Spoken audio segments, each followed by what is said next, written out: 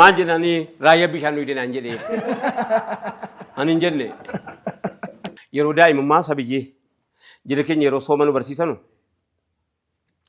sooma hamma sa'aatii jaatti hamma sa'aatii meeqaatti dhokannee immoo waa nyaataa dhokannee sin hojjetama. Kami dokatame?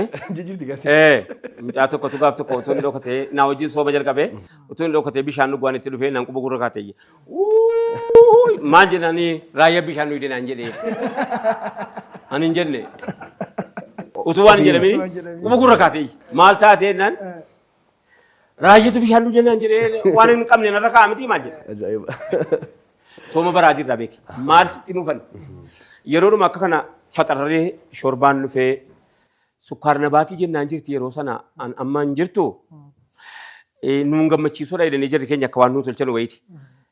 Wanti dhugamu immoo arancaataa jedhamti. Ijoollee keenya ijoollee durba hangafaa kanatu immoo waan akkana kana waan mimmiyaa'u kana nu goggodha. Amma gaa arancaatatti dhuguudhaa innee nu soomnadha. Sukkaarna baatitti nyaachuudhaa innee soomnadha. Bibbicuudha bara. Soomneen naanuu kaanee soomni dhume yeroo dhuma arancaatatti sana dabnee dhuynee malqa sukkaarna baatii nyaannee kaane buusa gargabne namatti buusa. Amma hin dhugnaa bishaan hin quufnu. Garaan keenya guutuudhaa bishaan hin quufne. Dheebuun caanu bishaan immoo ga'e. Ilaama fakkeenyaaf nama birrii miliyoonara baankiidhaa qabu jira hiyyeessi.